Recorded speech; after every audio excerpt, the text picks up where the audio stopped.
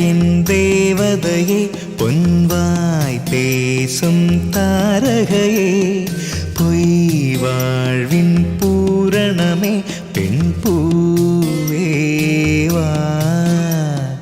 வா வா என் தேவதையே. ரியோ இந்த பக்கம் ரெண்டு லீட் ஹீரோயின்ஸ், இந்த பக்கம் original life heroines. What a life இல்ல. முன்னாடி குழந்தை வேற.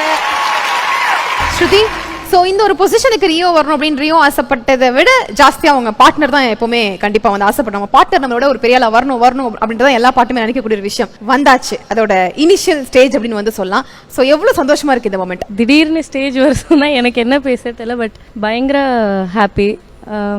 இந்த படம் ஸ்டார்டிங்லேருந்தே ரியோ பயங்கர கான்ஃபிடென்ட்டாக இருந்தான். இந்த படம் பயங்கர இதோட ரிலீஸ் ஆகும்போது அதோட இம்பேக்ட் சூப்பராக இருக்கும் அப்படின்னு அவன் ஃபஸ்ட்லேருந்தே பயங்கர கான்ஃபிடென்ட்டாக இருந்தான். அதுக்காக ஒரு 2 years ஃபுல் அண்ட் ஃபுல் அதுலேயே தான் இருந்தது, வேறு எதுவுமே யோசிக்கல, ஃபுல்லாக இந்த படத்துக்குள்ளேயே தான் இருந்தது. ஸோ இப்போ அதுக்கான ரெக்கக்னிஷன் பயங்கர ஹாப்பியாக இருக்குது. ஸோ ரியோட லைஃப்பில் அப்ஸ் அண்ட் டவுன்ஸ் கண்டிப்பாக இருந்திருக்கும். இந்த மாதிரி வெக்ஸான டைம்லலாம் வந்து நீங்கள் எவ்வளோ சப்போர்ட்டிவாக இருந்திருக்கீங்க? அது எப்படி நானே என்னை பற்றி பெருமையாக பேசிக்கிறது. ஒரே நிமிஷம், அது நான் சொல்றேன்.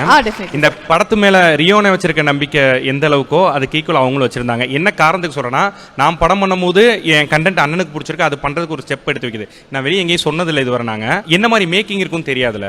இப்போ போய் யாரா இருந்தாலும் போய் ஒரு மேக்கிங் எடுத்துட்டு வாங்கன்னு சொல்லுவாங்க. அண்ணன் நம்ம ஒன்று பண்ணலான்னு பிளான் பண்றாங்க. அண்ணி தான் ஒரு 3 லட்ச ரூபா 3.5 லட்ச ரூபா எனக்கு கொடுத்தாங்க. என்னோட ஃபர்ஸ்ட் ப்ரொடியூசர் ஆக்சுவலா அண்ணி தான். இது ஒரு அன்னோன் ஃபேக்டா இருக்கு. ஓகே, ஸோ அண்ணன் நம்புறதுக்கு ஈக்குவலாக அவங்க நம்புறனால தான் அப்படி அந்த பாண்டு தான் இங்கே இருக்கிற எல்லாமே. எங்களை நம்பி அந்த இது எல்லாமே பண்ண ஆரம்பிச்சது. ஸோ என்னோட ப்ரொடியூசர் ஸ்ருதியவா நம்ம லாஸ்டா ஸ்டேஜ்ல ஏற்றிருக்கோம். எஸ், ஸோ இவ்வளோ ஹாப்பி மூமெண்ட்ல பாப்பாவும் வந்து கூட இருக்காங்க. பாப்பாவோட பேர் என்ன? ரித்தி பாப்பா, ஹாய். ஹாய் அப்படின்னு ஒரு தக் லைஃப் மூமெண்ட்டாக இருக்கு.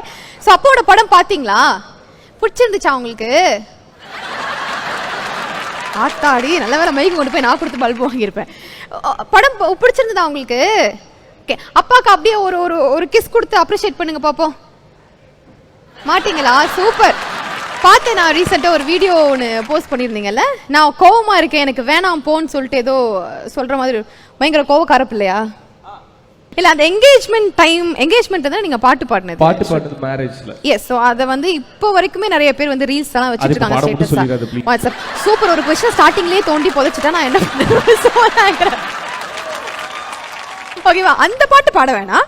அப்போ வந்து ஒரு என்கேஜ்மெண்ட் டைம்க்காக ஒரு விஷயம் பாடு. இப்போ மேரேஜ் ஆகி ஒரு 7 years ஆஃப் மேரேஜ் லைஃப் கரெக்டா?